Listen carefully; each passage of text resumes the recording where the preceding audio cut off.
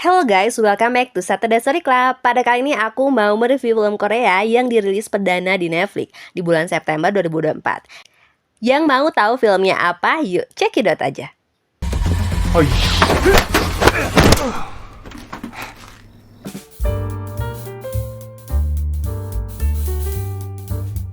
Officer Black Belt merupakan film komedi action Korea Selatan yang disutradarai sekaligus ditulis oleh Jason Kim. Film ini dibintangi oleh Kim Woo Bin, Kim Sun Kyung.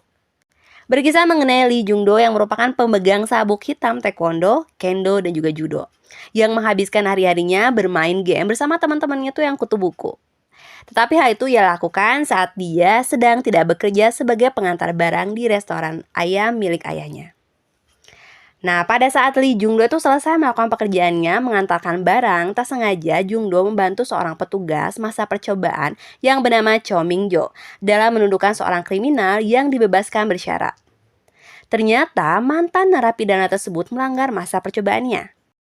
Karena keahliannya dalam bertarung, manajer Kim Sun Min mencoba membujuk Jung Do untuk bekerja deh dengannya sebagai petugas bela diri yang menggunakan keterampilan mereka menangani narapidana masa percobaan dengan Sun Min yang akan bergerak sebagai mentornya.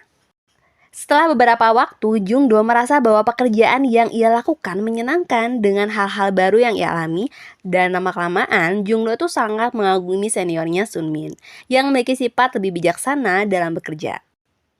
Setelah Jung Do memutuskan untuk bekerja tetap menjadi rekannya Sun Min, akhirnya dia memberikan pekerjaan untuk mengawasi Kang Kin Jung, narapidana kasus seksual yang dibebaskan dari penjara dengan pembebasan bersyarat.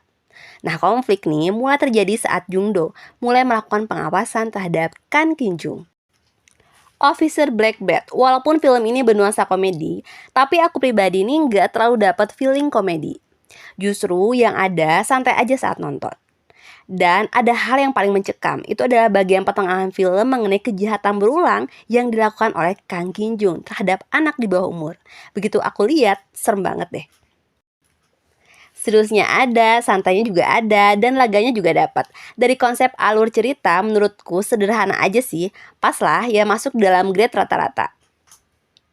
Memang di awal film santai dengan sedikit humor dengan ketertarikan Jung Do nih menemukan hal yang baru dari pekerjaannya yang ternyata cocok dengan jati dirinya. Tapi suasana makin mencekam banget dengan adrenalin yang mulai naik dari pertengahan film ke akhir. Walaupun berakhir dengan happy aja sih. Awalnya aku mikir pekerjaan dari Jung Do itu kan sebagai pengawas, terus teman-temannya itu apa jadinya, apakah cuman figuran doang?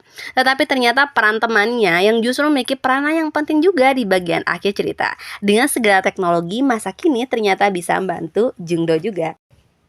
Film ini lebih banyak mengeksplor pekerjaan yang sangat beresiko sebagai pengawas narapidana bersyarat dan nuansa anak remaja yang sedang mencari jati dirinya, serta solidaritas antar teman. Hal yang paling menyeramkan adalah yang dilakukan oleh Kang Kin Jung terhadap mangsa barunya itu anak kecil yang gak berdosa. Ditambah suasana malam yang gelap, kondisi tempat yang sangat sepi, dan gemericik hujan di kegelapan yang bikin wow. Tapi walaupun adanya adegan perkelahian dan menewaskan seorang gak bikin sedih, justru yang ada takut aja.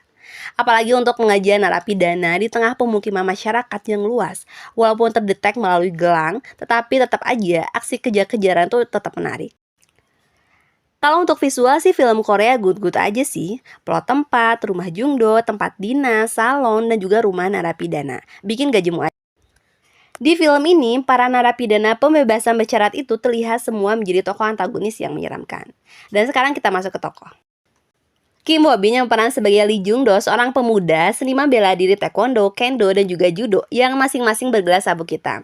Nah, action yang ia mainkan bagus dan memang terlihat ahli. Dengan karakter jiwa remaja yang mencari jati diri dan akhirnya mendapatkan sesuatu yang cocok dengan dirinya. Kadang dia bisa tampil serius, santai, sedikit humor. Perannya cukup baik walaupun menurutku masih kurang dominan sebagai pemain sentral.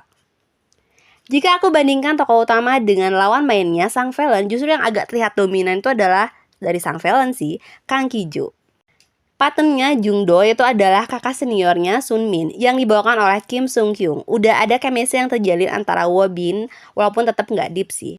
Dari keseluruhan film, yang menjadi daya unggul Afixe Black Belt adalah laganya, alur ceritanya, dan juga tokoh narapidana bersyarat yang menjadi villain yang berbahaya di masyarakat. Rating EBD-nya 6,8 dari 10. Rating pribadi aku 6,5 dari 10. Terima kasih Cinemania yang udah nonton review aku. Saya Dahlia, pamit undur diri. Bye-bye.